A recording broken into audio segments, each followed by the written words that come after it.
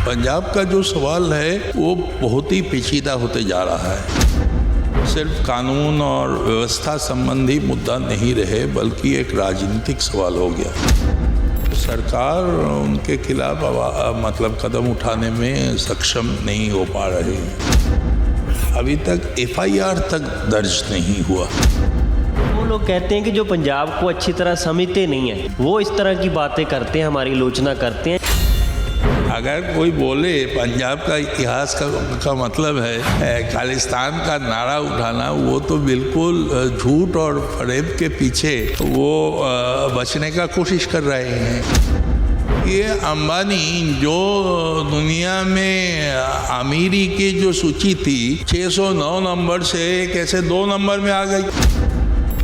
जिस तेजी के साथ बेरोजगारी बढ़ रहा है, जिस तेजी से महंगाई बढ़ रहा है, गरीबी बढ़ रहा है और सरकार की ओर से कोई कोशिश नहीं है। आम आदमी के खिलाफ जंग का ऐलान कर रखा है। किसी भी मुद्दे पे, किसी भी समस्या पे सरकार उतना काम कर नहीं पा रही जितना दिखाया जा रहा है। तो फिर सत्ता में तब्दीली क्यों नहीं हो रही? ना तो लेफ्ट कामयाब हो रहा है नेशनल लेवल पे, ना ही कांग्रेस, ना ही कोई और ऑपोजिशन। जहाँ पे वो जीत भी रहे हैं आमतौर पे, वहाँ पे पहले के मुकाबले उसका जो जीतने का मार्जिन भी कम हो रहा है। आम कानून व्यवस्था का सवाल है, वहाँ पे इन्हें ये लगा देते हैं। ਦੇਸ਼ ਪੱਧਰ ਤੇ ਕਈ ਮੁੱਦੇ ਭਖੇ ਨੇ ਜਿਨ੍ਹਾਂ ਦੀਆਂ ਸਮੱਸਿਆਵਾਂ, ਚੁਣੌਤੀਆਂ ਦੇ ਹੱਲ ਲੱਭਣ ਦੀ ਕੋਸ਼ਿਸ਼ ਵੀ ਕੀਤੀ ਜਾ ਰਹੀ ਹੈ, ਪਰ ਸੱਤਾ ਧਿਰ ਵੱਲੋਂ ਜੋ ਨੀਤੀਆਂ ਦੇਸ਼ ਪੱਧਰ ਤੇ ਅਪਣਾਈਆਂ ਜਾ ਰਹੀਆਂ ਨੇ ਉਸ ਤੋਂ ਵਿਰੋਧੀ ਕੀ ਸੋਚਦੇ ਨੇ, ਖਾਸ ਕਰਕੇ ਖੱਬੀਆਂ ਧਿਰਾਂ ਇਸ ਮਸਲੇ ਤੇ ਕੀ ਸੋਚਦੀਆਂ ਨੇ। ਸੀਪੀਐਮ ਦੇ ਕੌਮੀ ਲੀਡਰ ਨੇ ਔਰ ਸੀਪੀਐਮ ਸੂਬਾ ਦੇ ਮਸਲਿਆਂ ਦੇ ਇੰਚਾਰਜ ਵੀ ਨੇ ਨਿਲੋਤਪਾਲ ਬਾਸੂ, ਸਾਡੇ ਨਾਲ ਨੇ। ਪੰਜਾਬ ਉਚੇਚੇ ਤੌਰ ਤੇ ਪੁੱਜੇ ਨੇ ਆਪਣੇ ਪਾਰਟੀ ਦੇ ਕੰਮਾਂ ਨੂੰ ਲੈ ਕੇ, ਮੀਟਿੰਗਾਂ ਨੂੰ ਲੈ ਕੇ। ਉਹਨਾਂ ਤੋਂ ਜਾਣਦੇ ਹਾਂ ਕਿ ਦੇਸ਼ ਪੱਧਰ ਤੇ ਜੋ ਕੁਝ ਚੱਲ ਰਿਹਾ ਉਹ ਕਿਵੇਂ ਵੇਖਦੇ ਨੇ। ਬਾਸੂ ਜੀ, ਪਹਿਲਾਂ ਤੇ ਪੰਜਾਬ 'ਚ ਸਵਾਗਤ ਹੈ ਜੀ ਤੁਹਾਡਾ। पंजाब का जो सवाल है वो बहुत ही पेचीदा होते जा रहा है। वो अभी सिर्फ कानून और व्यवस्था संबंधी मुद्दा नहीं रहे बल्कि एक राजनीतिक सवाल हो गया।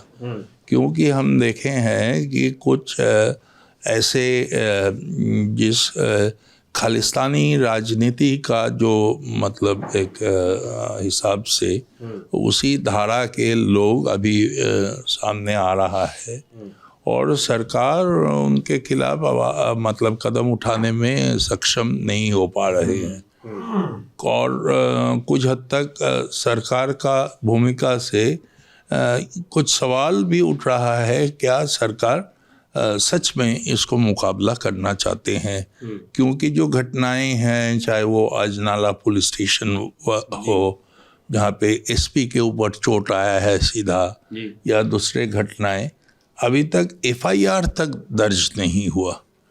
और जो बाहर से आके ये सब कर रहा है उसका पासपोर्ट का क्या स्टेटस है, उसका वीसा का क्या स्टेटस है, उसके बारे में भी ना केंद्रीय सरकार ना सूबा की सरकार। लेकिन वो लोग कहते हैं कि जो पंजाब को अच्छी तरह समझते नहीं है वो इस तरह की बातें करते हैं, हमारी आलोचना करते हैं। जिसको पंजाब की हिस्ट्री का पता है, पंजाब का पता है, वो ऐसी बातें नहीं करते। पंजाब का हिस्ट्री तो आतंकवाद के खिलाफ लड़ने का, खालिस्तान आंदोलन के साथ लड़ने का।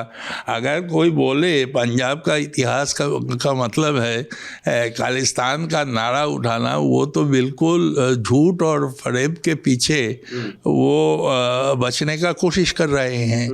जो एक सरकार देश के संविधान के मुताबिक चुने हुए सरकार है, उसका जिम्मेदारी, उसका जवाबदारी संविधान के प्रति होना चाहिए, ना कि पंजाब के साथ साथ देश भर में जो एक चैलेंज बने हुए हैं, चुनौती है, उसको लेकर जो केंद्र सरकार है वो अपने जो दावे करती है उसको आप कैसे देखते हैं? वो बोलते हैं कि तस्वीर हम भी बदल रहे हैं पिछले 7-8 साल से। एकदम बिगड़ रहे हैं, बिगड़ नहीं जाएगा। तो ये अंबानी जो दुनिया में अमीरी की जो सूची थी 609 नंबर से कैसे 2 नंबर में आ गई। और यहाँ पे जो व्यवस्था होनी चाहिए थी वो व्यवस्था ना होने के कारण सुप्रीम कोर्ट में उसको दखल लेने का क्या तुक है।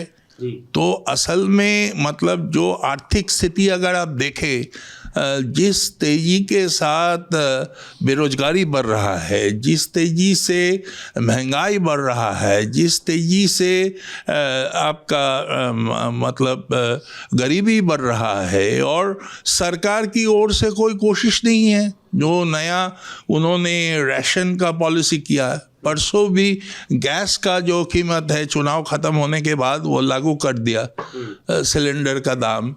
तो इसीलिए ये सरकार मतलब आम लोगों के लिए नहीं है, आम आदमी के खिलाफ जंग का ऐलान कर रखा है।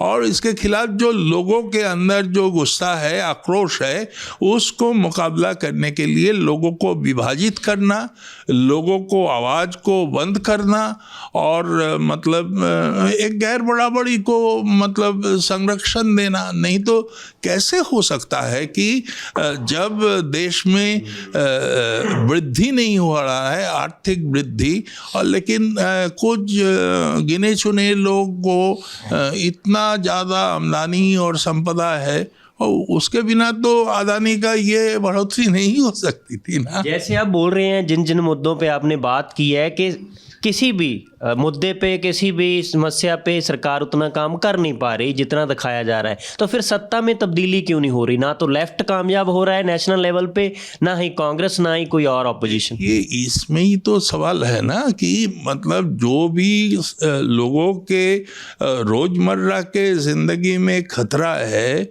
इस खतरे के खिलाफ पहले क्या होता था, सरकार कुछ गलत करते थे, उसके खिलाफ बहुत बड़ा मतलब लोगों की ओर से विद्रोह हो जाता। लेकिन आज वो विद्रोह उस रूप में होना मुश्किल है, क्योंकि वो विभाजित करने का जो राजनीति वो बड़े पैमाने पे कर रहा है, आपस में एक नफरत फैलाने का काम कर रहा है।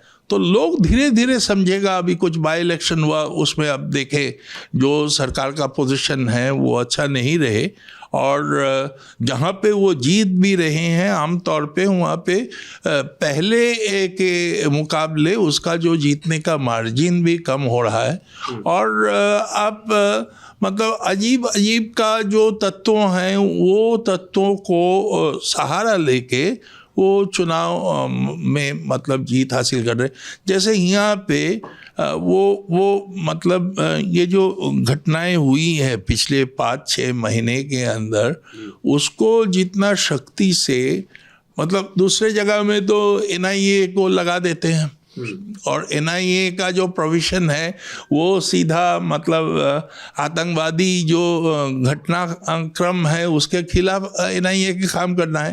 तो जो आम कानून व्यवस्था का सवाल है वहाँ पे NIA लगा देते हैं।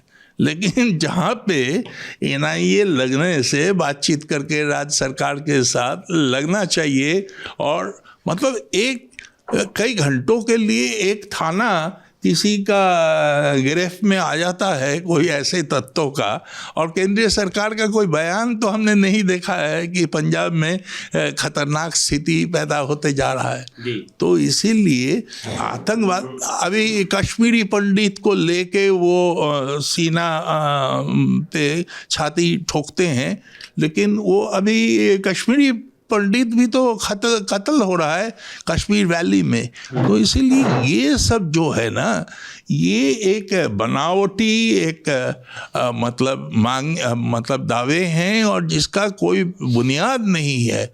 इसीलिए हम देख रहे हैं कि खतरनाक स्थिति पैदा हो रहा है, सरकार उसको एंजॉय कर रहा है, क्योंकि उसके चलते विभाजन का राजनीति, नफरत की राजनीति फैल रहा है, और उनका जो आर्थिक नाकामी है, लोगों के ज़िंदगी में जो दिक्कत है, उससे लोगों का दिमाग मतलब नज़र हटाने के लिए वो ये सब कर रहे हैं। जी, बहुत शुक्रिया जी। ਇਹ ਸਨ ਸਾਡੇ ਨਾਲ CPM ਦੇ ਕੌਮੀ ਆਗੂ ਔਰ ਪੰਜਾਬ ਮਸਲਿਆਂ ਦੇ ਇੰਚਾਰਜ ਵੀ ਨੇ। ਇਹਨਾਂ ਨੇ ਆਪਣੀ ਰਾਏ ਰੱਖੀ ਹੈ ਪੰਜਾਬ ਵਿੱਚ ਜੋ ਕੁਝ ਹੋ ਰਿਹਾ ਔਰ ਪੰਜਾਬ ਦੇ ਬਾਹਰ ਦੇਸ਼ ਪੱਧਰ ਦੇ ਉੱਤੇ ਜੋ ਘਟਨਾਵਾਂ ਨੇ ਉਸ ਦੇ ਕਿਵੇਂ ਦੇਖਦੇ ਨੇ, ਕਿਸ ਨਜ਼ਰੀਏ ਨਾਲ, ਉਹ ਸਾਰੀ ਗੱਲਬਾਤ ਇਹਨਾਂ ਨੇ ਸਾਂਝੀ ਕੀਤੀ ਹੈ। ਤੁਸੀਂ ਇਹਨਾਂ ਮਸਲਿਆਂ 'ਤੇ ਕੀ ਸੋਚਦੇ ਹੋ, ਆਪਣੀ ਰਾਏ ਵੀ ਸਾਂਝੀ ਕਰ ਸਕਦੇ ਹੋ। ਸਾਥੀ ਕੈਮਰਾਮੈਨ ਮਨਦੀਪ ਸਿੰਘ ਦੇ ਨਾਲ ਸੰਦੀਪ ਲਾਧੂਕਾ, ABC ਪੰਜਾਬ, ਚੰਡੀਗੜ੍ਹ।